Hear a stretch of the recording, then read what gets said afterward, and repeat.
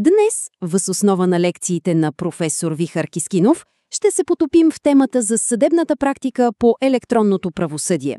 Важно е да разберем, че не говорим просто за технологична новост, а за една фундаментална трансформация, която преобразява самата същност на правосъдната система.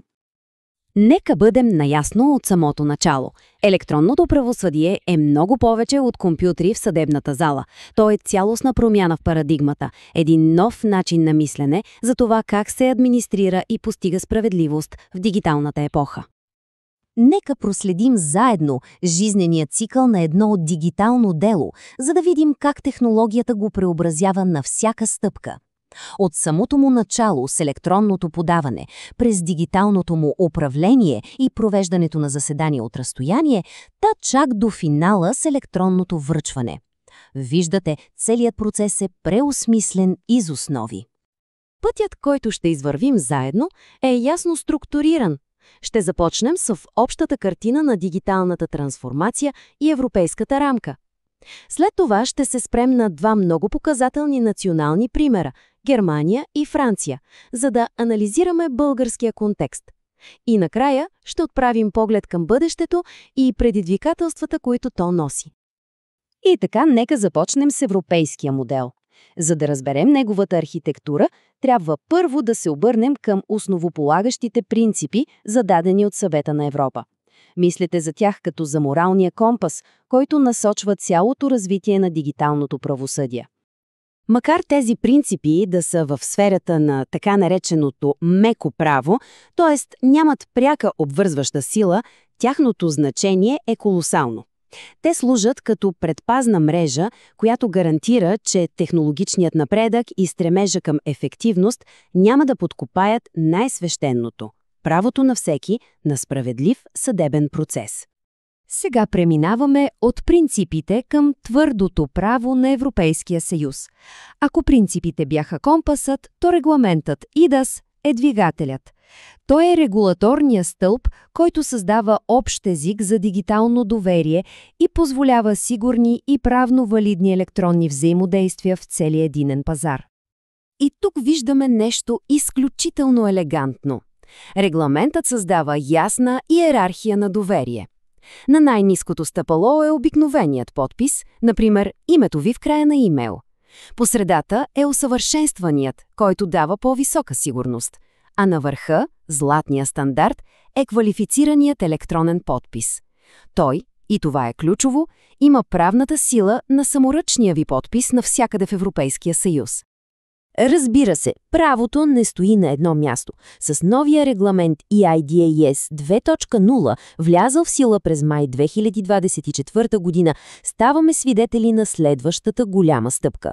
Фокусът се измества от самите транзакции към управлението на дигиталната ни идентичност. Представете си европейски дигитален портфел, който дава на всеки от нас пълен контрол върху личните данни.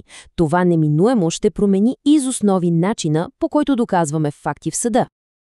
След като очертахме общата европейска рамка, нека сега се спуснем на национално ниво и да видим как тези правила се прилагат на практика. Ще сравним две много различни, почти полярни национални философии. И тук виждаме истински сблъсък на две правни култури. От едната страна е Германия с своя стремеж към абсолютна правна сигурност, почти до степен на формализъм.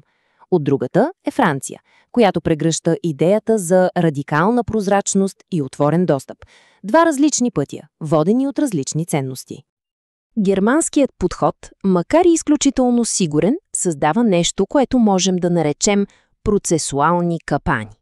Формата става толкова важна, че понякога рискува да надделее над същината. Помислете само. Една дребна организационна грешка, като например асистент да изпрати документ от имейла на адвоката, може да се окаже фатална и да доведе до загуба на права. Френският модел, от своя страна, се опитва да намери един много деликатен баланс.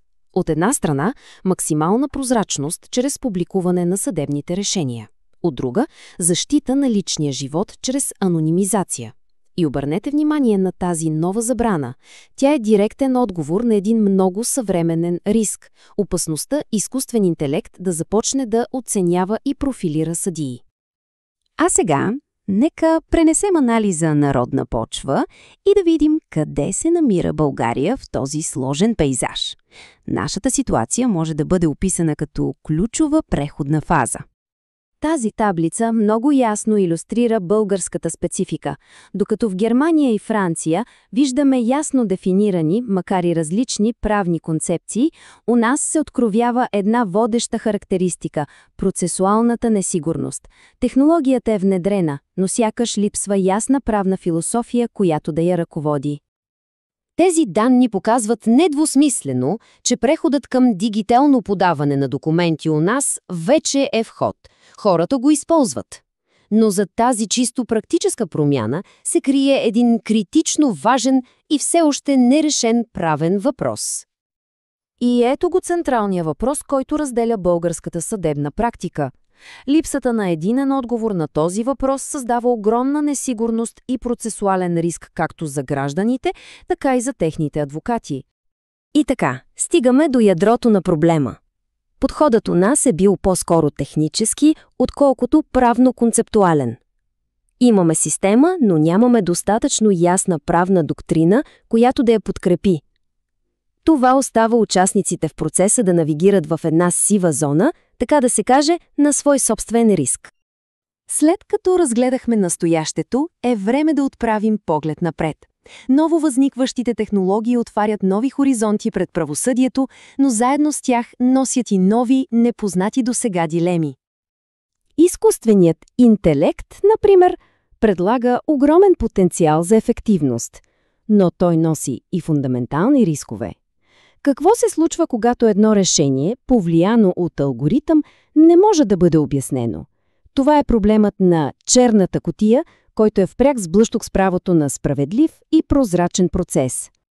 Блокчейн технологията пък може да реши един от най-големите проблеми на дигиталната ера – как да гарантираме интегритета на електронните доказателства. Тя може да създаде нещо като неразбиваем дигитален печат. Но преди да стигне до съдебната зала, тази технология трябва да преодолее сериозни препятствия, свързани с нейната допустимост и разбиране от страна на съда. И тук стигаме до един извод с фундаментално значение.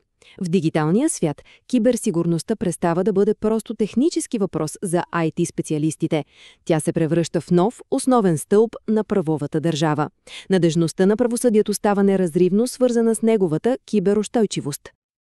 Нека сега, в заключение, да съберем всички нишки на нашия анализ и да очертаем най-важните изводи. И така, какво видяхме? Различни национални пътища, които обаче все повече се хармонизират под общата рамка на Европейския съюз. Видяхме, че България е в критична фаза, в която правната мисъл трябва да догони технологията. И най-важното, осъзнахме, че голямото предизвикателство на бъдещето ще бъде да намерим баланса между иновациите и вечните принципи на правото. И така, завършваме с един въпрос, който оставяме отворен за размисъл. Дали технологията е просто инструмент, който ще направи правосъдието по-добро, или в нея се крие и заплаха, която може да подкопае самите му основи? Отговорът, който ще дадем на този въпрос, ще определи бъдещето на правовата държава.